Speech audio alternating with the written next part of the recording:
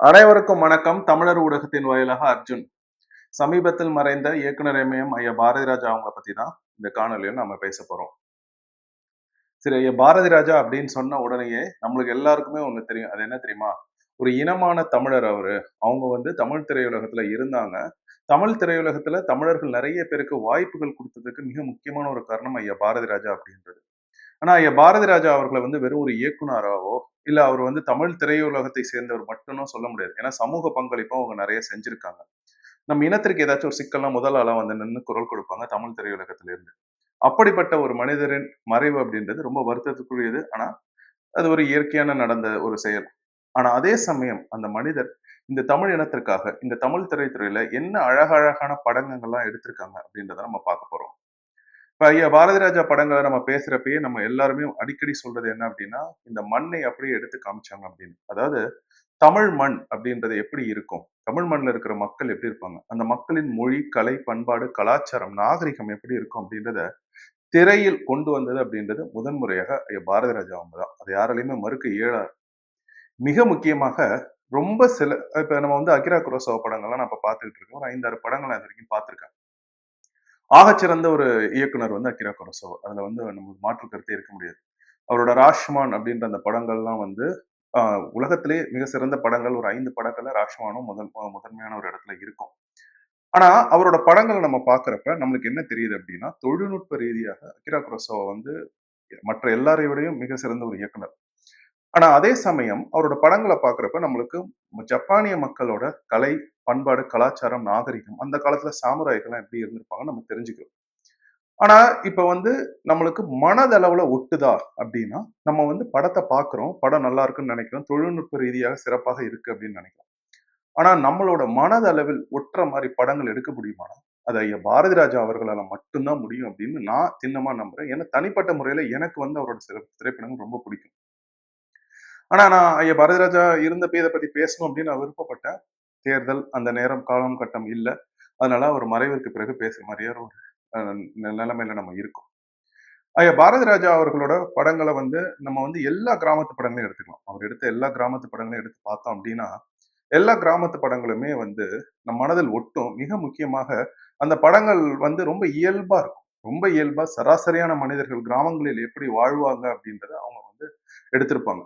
மிக சிறந்த ஒரு இயக்குனர் அப்படின்னு எப்படி சொல்ல முடியும்னா, அந்த மண்ணை எடுத்து காமிக்கிறது தான் ரொம்ப முக்கியம். இதுதான் என் மண் அப்படின்னு. ஏன்னா மிக சிறந்த இயக்குனர்கள் என்ன படமா எடுத்தாலும், அதுல நீங்க பார்த்தீங்க அப்படின்னா, உலக திரைப்படங்கள் எல்லாம் பார்த்தீங்கன்னா, திரைப்பட விழாவுல எல்லாம் பார்த்தீங்கன்னா, அவங்க தங்கள் கலாச்சாரத்தை எடுத்திருப்பாங்க.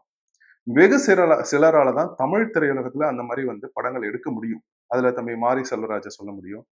நம்ம அண்ணன் மணிகண்டனை சொல்ல முடியும். கடைசி விவசாயி மணிகண்டன் அண்ணனை சொல்ல முடியும். நம்ம சேர அண்ணனை சொல்ல முடியும். நம்ம அண்ணன் வெற்றிமாறன் அவங்களோட திரைப்படங்கள் சிலவற்றை நம்ம சொல்ல முடியும். இதெல்லாம் மண்ணை சேர்ந்த இந்த திரைப்படங்கள். அமீர் அண்ணனோட பருத்தி வீரன், அப்புறம் விஜய் சேதுபதியோட தர்மதுரை. இந்த படங்கள்லாம் நம்ம பார்க்குறப்ப நம்மளுக்கு அது ஒட்டுது. ஆனா ஐயா பாரதி ராஜோட எல்லா படங்களுமே இப்படிதான் இருக்கும். பாரதி ராஜா ஐயாவோட படங்களை நம்ம மண் சார்ந்த படங்கள் அப்படின்னு சொன்னாலும் அதுல புரட்சி அப்படின்றது தானாக சேரும். ஏன்னா அவரோட உடம்பில் அந்த ரத்தம் தூய ரத்தம். அந்த தூய ரத்தத்திற்கே உண்டான பியூர் பிளட்டுக்கு உண்டான அந்த புரட்சி அப்படின்ற சிந்தனை அவர் திரையில காண்பிச்சாங்க. அந்த ரத்தம் ஓடுதுல, அந்த ரத்தம் தான் அந்த புரட்சி திரையில் நம்ம பார்த்தோம். புதுமை பெண் அப்படின்னு ஒரு படம் 40 வருடங்களுக்கு முன்னாடி வந்த படம். அந்த மாதிரி ஒரு படம் அவங்க ரேவதி அவங்க நடிச்சிருந்த படம். அந்த படத்துல ரேவதி அவங்களோட கண்கள் ஒவ்வொரு வாட்டியும் அவங்க கோவப்படுறப்ப, தன்னை பத்தி தவறாக ஒருத்தவங்க பேசுறப்ப, அதை அவங்க எப்படி காண்பிப்பாங்கன்னா, தன் கண்கள் மூலமாக தான் அவங்க காண்பிப்பாங்க. உங்களுக்கு நல்லா நினைவுல இருக்கும்னு நினைக்கிறேன். அந்த படம் அவங்க கதையெல்லாம் நான் சொல்ல போறது இல்லை. ஏன்னா பார்க்குறவங்க பார்க்கணும்னு விருப்பப்பட்டீங்கன்னா, அதுல ரேவதி அவங்க பாண்டியன் அவங்களோட இது. அதுல ரேவதிக்கு தன் கணவரை காப்பாற்ற வேண்டிய ஒரு கட்டாயத்துக்காக வேலைக்கு போக ஆரம்பிச்சிருவாங்க. 40 வருடங்களுக்கு முன்னாடி பெண்கள் வேலைக்கு சென்ற மாதிரி ஒரு படம். அந்த படத்துல தன் கணவனை சட்ட போராட்டம் செய்து மீட்க வேண்டும் அப்படின்ற ஒரு காலகட்டாயம். அதுல அவங்க குடும்பத்தை, அதாவது புகுந்த வீட்டுல அவங்களை எப்படிலாம் துன்புறுத்துவாங்க பேச்சாளி அப்படின்றதையும் அதுல இருக்கும். ஏன்னா வேலைக்கு போற பெண்களுக்கு அப்படின்றதுனால. ஆனா அந்த ஒரு வழியும் அவங்க ஏத்துக்கணும். அவங்க வேலைக்கும் போகணும். தன் கணவரையும் காப்பாற்ற வேண்டும். அருமையான ஒரு படம் புதுமை பெண். எனக்கு ரொம்ப பிடிச்ச படம் அந்த படம். அந்த படத்துல அவங்க ரேவதி அவங்க புகுந்த வீட்டுல எல்லாரும் அவங்க மாமியார் எல்லாம் கொடுமைப்படுத்துறப்ப, ரேவதி தன்னுடைய அந்த ஆற்றாமையை அந்த கோபத்துல அந்த கண்கள்ல காமிக்கிற அந்த காட்சி அமைப்புகள்லாம் தொழில்நுட்ப ரீதியாவே மிக சிறந்த படங்கள் எடுக்கணும்னு இல்ல. மனதில் ஒட்டுற அளவுக்கு, அந்த மனதில் போய் ஒட்டுற அளவுக்கு படங்கள் எடுக்கணும்னா, அந்த புதுமை பெண் படம் ஒரு முக்கியமான ஒரு படமா நான் கருதுறேன். ஏன்னா 42 வருடங்களுக்கு முன்னாடிலாம் அப்படிலாம் படம் எடுக்க முடியுமா? பெண்கள் வேலைக்கு போற மாரி, கணவருக்காக சட்ட போராட்டம் பண்ற மாரி, வெளியில போய் பல இடங்கள்ல வேலை செஞ்சு அவங்க கணவர காப்பாத்துற மாரியான, அது அந்த புரட்சியின் அந்த புரட்சி தீய வந்து பாரதிராஜா வச்சிருந்தாங்க. அந்த மாரி படங்கள் வந்துச்சு. அலைகள் ஓய்வதில் எடுத்துப்போம். அலைகள் ஓய்வதிலே அண்ணன் கார்த்திக் ஐயாவும், ராதா அவங்களுக்கும் அறிமுகம். அந்த படம் வந்து நீங்க நினைச்சு பாருங்க. அதுவும் 40 வருடங்களுக்கு முன்னாடி வந்த படம். நீங்க ஐயா பாரதி ராஜாவோட 80கள்லேருந்து இந்த 95 வரைக்கும் அவங்க எடுத்த படங்கள் எல்லாத்தையும் நீங்க பார்த்தீங்கன்னா, புரட்சி தீயின் வடிவமாக இருக்கும் ஒவ்வொரு படமும். அந்த படத்துல வந்து ஒரு கிறிஸ்தவ பெண்ணை ஒரு மதத்தை ஏற்றுக்கொண்ட ஒரு பையன் வந்து த த க க திருமணம், அதாவது காதலிச்சு திருமணம் செய்யணும். இப்ப 40 வருடங்களுக்கு முன்னாடி. அத வந்து எந்த ஒரு சிக்கலும் இல்லாம, அங்க என்னென்ன சிக்கல்கள் வரும் அப்படின்றத காண்பிச்சு. ஏன்னா நான் வெளியில இருந்து சிக்கல்கள் வரும் இல்லையா? ஏன் என் மதத்த தவறா பேசுற? உன் மதத்த தவறா பேசுற அப்படின்ட்டு. ஆனா அத பத்திலாம் கவலைப்படாம, காதலிக்கிற 2 பேருக்கு அது என்ன நடக்கும்? அதனால என்னென்ன சிக்கல்கள் வரும்? அந்த சிக்கல்களை எப்படி நம்ம எதிர்கொள்ள வேண்டும் அப்படின்ற மாரி, ரொம்ப அருமையா, ரொம்ப எதார்த்தமா, அதாவது பாரதி ராஜாவோட மிகப்பெரிய ஒரு படத்தோட மிகப்பெரிய ஒரு பலம் அப்படின்றது எதார்த்தமா இருக்கும். எந்த ஒரு இடத்துலயும் செயற்கையான காட்சிகள அதிகமா வைக்க மாட்டாங்க. உங்களுக்கு அது நீங்க அகிரா குரோசாவா படங்கள் பார்த்தாலே தெரியும். பாரதி ராஜா வந்து அகிரா குரோசாவாவுக்கு இணையா நான் தமிழ் திரையுலகத்துல இருந்து சொல்லுவேன். ஏன்னா, தொழில்நுட்ப ரீதியா இல்லனாலும் எதார்த்தமான படங்கள். ஒவ்வொரு ஒரு ஒரு கதாபாத்திரம் அவர் வடிவமைக்கிறார்னா, அந்த கதாபாத்திரத்துல அவ்வளவு ஒரு எதார்த்தம் இருக்கும். தமிழர்கள் ரொம்ப எதார்த்தமான இருக்கும். ரொம்ப சாதாரணமா நம்ம நடந்துப்போம். எதுலயும் ரொம்ப பகட்டு இருக்காது. அந்த பகட்டெல்லாம் பாரதி ராஜா படங்கள்ல நீங்க பார்க்கவே முடியாது. அந்த மாரியான ஒரு புரட்சிகரமான படம் தான் அலைகள் ஓய்வதில்லை. அடுத்தது வேதம் புதிது. உங்களுக்கு தெரியும்னு நெனைக்கிறேன். அந்த படம் வந்து எப்படி வெளியில உட்டாங்கன்னு தெரியல எனக்கு. உண்மையிலேயே நான் இப்ப சொல்றேன். அவர் சொன்னாராம், "நீங்க இந்த படத்த உடலன்னா நான் வந்து என்னது படத்த வச்சு தீ தீ தீ கொளுத்திருவேன். கொளுத்தி உங்களுக்கு முன்னாடி காமிப்பேன்" அப்படின்னு அவர் மிரட்டுனாராம் பாரதி ராஜா சில காட்சிகள நீக்க சொல்றதுக்கு.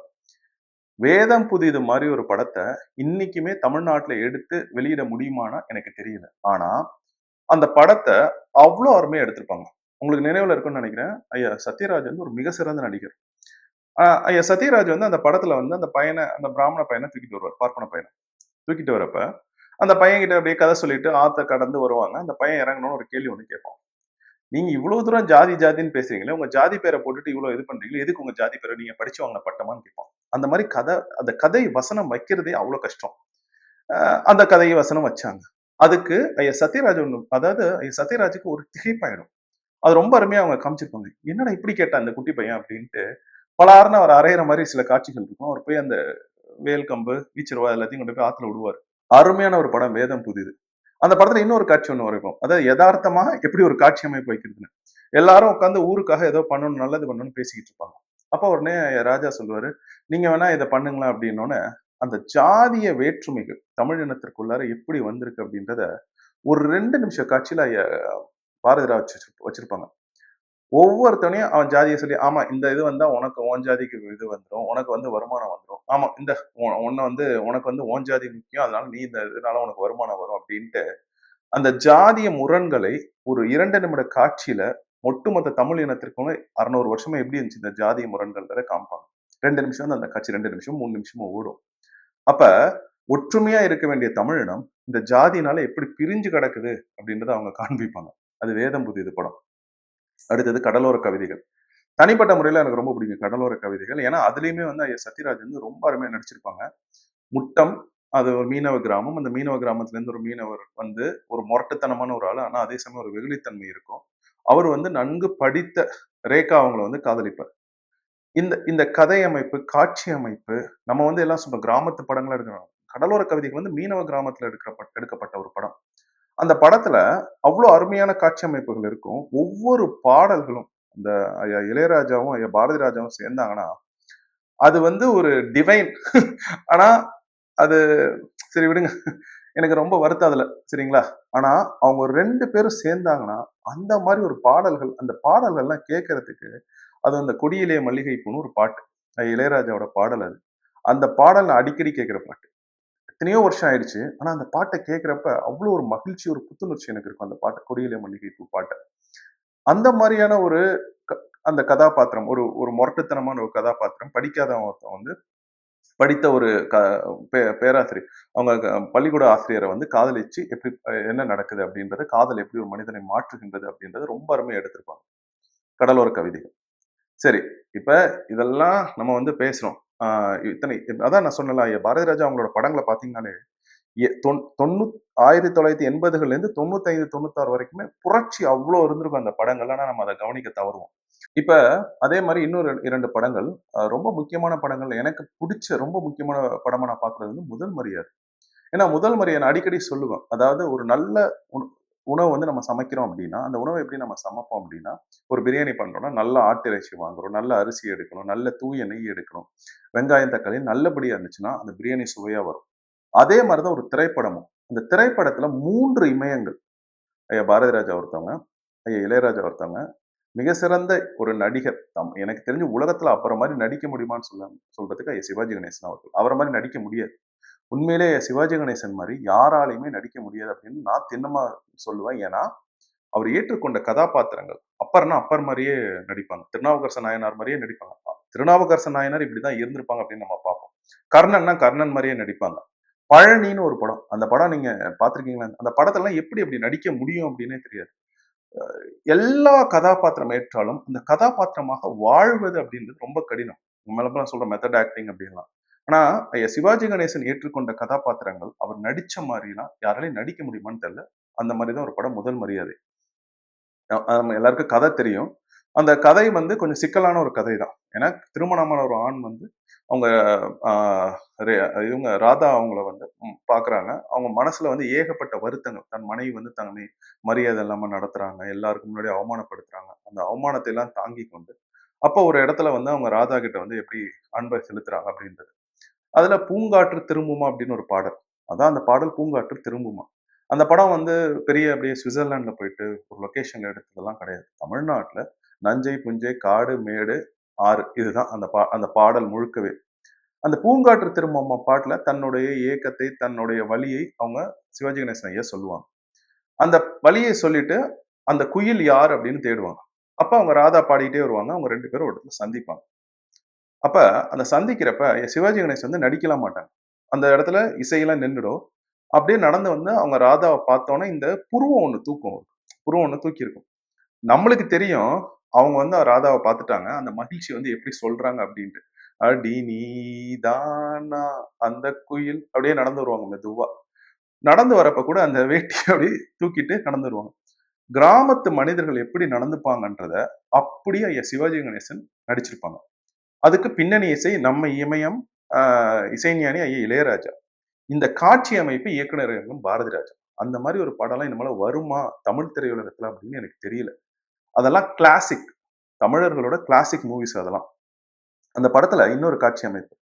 அவருக்கு மீன் குழம்புனா ரொம்ப பிடிக்கும். ஐயா சிவாஜி கணேசனுக்கு அந்த படத்துல அவங்க மீன் குழம்பு வச்சு தர சொல்லுவாங்க. அவங்க ராதா அத வச்சுட்டு வருவாங்க. அந்த மீன் குழம்பு அவங்க வந்து வைக்கிறதுக்கும், சிவாஜி கணேசன் தயாராகுறதுக்கும், அத சாப்பிடுறதுக்கு, அந்த மீன் எடுத்து உறிஞ்சி சாப்பிடுறப்ப அவங்க அத பார்க்கறதுக்கும், ஆ எனக்கு எனக்கு தெரியல. கலைமகனின் உச்சம் சிவாஜி கணேசன் நடிப்பு அப்படின்றது, அந்த நடிப்பை எக்ஸ்ட்ராக்ஷன் அப்படிம்பாங்க. வாங்கணும். ஒரு நடிகர் நல்ல நடிகரா இருந்தாலும், அந்த நடிப்பை வாங்குறதுக்கு ஒரு நல்ல இயக்குனரால தான் முடியும். நான் எப்பயுமே சொல்லுவேன். திரைத்துறை அப்படின்றது ஒரு இயக்குனரின் கையில் இருக்க வேண்டும். நடிகர்கள் கையில் என்னைக்குமே இருக்கக்கூடாது. அந்த மாரி ஒரு நடிப்பை அவர்கிட்ட இருந்து வாங்கியிருப்பாங்க. பின்னாடி நம்ம இசை, நம்ம ஐயா இசைஞானியின் இசை வந்துட்டு இந்த இந்த இந்த மாரி படங்கள்லாம் ஏன் தமிழ் திரையுலகத்துல வரமாட்டேங்குது அப்படின்னு எனக்கு ஒரு வருத்தம். கடைசி விவசாயிய நான் எத்தன வாட்டி பார்க்குறது? சொல்லுங்க. தர்மதுரைய நான் எத்தன வாட்டி பார்த்துட்டு இருக்குது? எனக்கு இந்த மாரி படங்கள் வரலையே தமிழ் திரையுலகத்துல. இந்த மாரிலாம் ஒரு உச்சம் தொட்ட படம் அதெல்லாம் முதல் மரியாதைலாம். ஆனா, அ அதே மாரி கிழக்கு சீமையிலே அப்படின்ற ஒரு படம். ஆனா, கிழக்கு சீமையிலே படம் வந்து எனக்கு பல விதங்கள்ல எனக்கு ஒட்டுனுச்சு. பல விதங்கள்ல.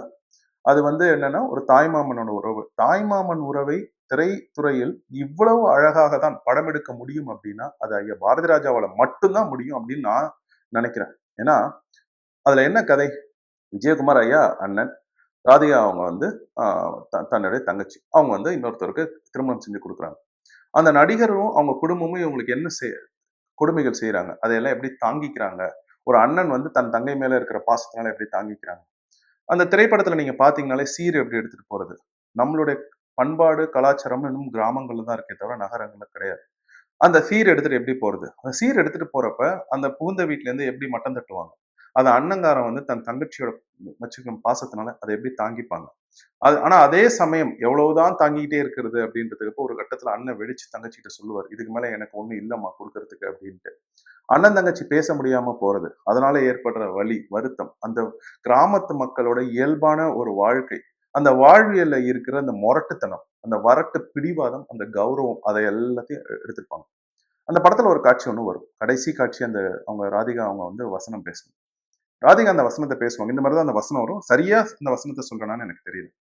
அந்த வசனம் என்ன அப்டின்னா, அந்த நடிகர் தன் கணவரை பார்த்து ராதிகா அவங்க வந்து சொல்லுவாங்க. நீங்க வந்து ஒவ்வொரு வாட்டியும் எங்க அண்ணன எதிர்த்து நிக்கிறப்ப, நீங்க ஜெயிச்சிட்டீங்க, ஜெயிச்சிட்டீங்க, வெற்றி பெற்றீங்கன்னு நெனைக்கிறேன். ஆனா வெற்றி பெற்றது நீங்க இல்ல. ஜெயிச்சது நீங்க இல்ல. நீங்க வெற்றி பெற்றது வந்து உங்களோட வரட்டு பிடிவாதமும், கௌரவம்னு நெனைக்கிறீங்க. ஆனா எங்க அண்ணன் என் மேல வச்சிருந்த பாசம், அந்த பாசத்தினால என்ன விட்டுக் குடுத்தார். என்ன விட்டுக் குடுக்கக் கூடாதுன்றதுக்காக தான் உங்களோட எல்லா விஷயத்துக்கும் அவர் உடன்பட்டு போனாருன்னு அவங்க பேசுவாங்க. அந்த வசனம் வந்து அப்படி எனக்கு வந்து பிடிக்கும். ஏன்னா நம்ம வாழ்க்கையில நிஜ வாழ்க்கையில நெறைய இடங்கள்ல அந்த மாரிலாம் பார்க்குறோம். நம்ம குடும்பத்துல நாங்கலாம் இருந்தப்ப நான் பார்க்குறேன். இயல்பா பார்க்குறேன். என் குடும்பத்துல, என் உறவினர்கள் மத்தியில, என் சொந்தக்காரங்க மத்தியில இதெல்லாம் நான் பார்த்துருக்கேன். அத எப்படி ஒரு காட்சி அமைப்பா வச்சு, அத அவங்க கிட்ட ராதிகா கிட்ட இருந்து அந்த நடிப்பை வாங்கி, அத வசனமா எழுதி நம்மளால பண்ண முடியும். ஏன்னா கிழக்கு சீமையில பாடல்களும் ரொம்ப அருமையா இருக்கும். ஏ ஆர் ரஹ்மான் அண்ணா ரொம்ப அருமையா பாடல் போட்டிருப்பாங்க. கிழக்கு சீமை பாடல்கள் ஒவ்வொன்னும். அப்ப ஒரு திரைப்படம் அப்படின்றது எப்படி இந்த மண்ணை எடுத்து காமிக்கிறார் அப்படின்றது தான் ஐயா பாரதி ராஜா அவர்களோட மிகப்பெரியது. இதுல பசும்பொன்னு ஒரு படம். நம்ம அண்ணன் சீமான் அவர்களோட புரட்சிகரமான அந்த கதை இல்லையா? சீமான் அண்ணன் ஏன் புரட்சிகரமா இருக்காங்கன்னா, பிளட் இல்லையா? அந்த ரத்தத்துல இருந்து அந்த கதையை சிந்திக்கிறாங்க. ஐயா பாரதி ராஜா இயக்குனர். அந்த கதை என்ன? அவங்க ராதிகா அவங்களுக்கு திருமணமாகி கணவர் இறந்துறாரு உடனே. குழந்தை வேற இருக்கு. அவங்கள இன்னொருத்தர் திருமணம் செஞ்சுக்கணும். இது வந்து கிராமத்துல நடக்கிற கதை. 30 வருடங்களுக்கு முன்னாடி இந்த மாதிரி ஒரு கதைய ஒருத்தரால எடுக்க முடியுமா அப்படின்னா, அத நம்ம ஊர்ல இருந்திருக்கு. அந்த வழக்கத்த சீமான் அண்ணன் கதைய எழுதுறாங்க. இதுலயுமே மிக சிறந்த நடிகர்களா எல்லாருமே சிவாஜி ஐயா சிவாஜி ஐயா இருக்கட்டும், பிரபு அண்ணனா இருக்கட்டும் எல்லாருமே வராங்க. ஆனா, இதுல வந்து எனக்கு என்ன வியப்பு அப்படின்னா, சீமான் அண்ணா அடிக்கடி சொல்லுவாங்க. அந்த பசும்பொன் படம் எடுக்கிறப்ப என்னென்ன சிக்கல்கள் நடந்துச்சு. அவங்களுக்கும் பாரதி ராஜா ஐயாவுக்கும் எப்ப பார்த்தாலும் சண்டை வரும். பாரதி ராஜா திட்டி விட்டுருவாங்க. அவங்க கோச்சிட்டு போய் உட்காந்துருப்பாங்க. அத சொல்றப்பலாம் எனக்கு ஏன் ஞாபகம் வரும். நானும் எங்க அப்பாவும் இப்படிதான். அப்பாவும் மகனும் எப்படி சண்டை போட்டுக்கிட்டாங்களோ பசும்பொன் இதுல சிவாஜி கணேசன் வந்து எப்படி மத்தியஸ்தம் பண்ணி எல்லாத்தையும் பண்ணாங்களோ அது மாதிரி எனக்கு எங்க அப்பாவுக்கும் நடக்கும். எங்க அப்பா ஏதாச்சும் என்ன சொல்லிட்டாங்கன்னா நான் போய் கோச்சிட்டு போய் உட்காந்துருவேன். எங்க அம்மா தான் அந்த காலத்து சிவாஜி கணேசன் மாதிரி வந்து எங்க 2 பேரையும் சமாதானப்படுத்தணும். அப்பாவும் பிள்ளைக்கும் சண்டை வந்தா என்ன நான் தான் நடுப்புற மாட்டிக்கிட்டேன்னு வச்சுப்போம். அந்த மாதிரி தான் சிவாஜி கணேசன் அண்ணன் ஒவ்வொரு வாட்டியும் அந்த கதையை சொல்றப்ப அது எல்லாத்தையும் எனக்கு வந்து எங்க அப்பாவோட நினைவு தான் வரும்.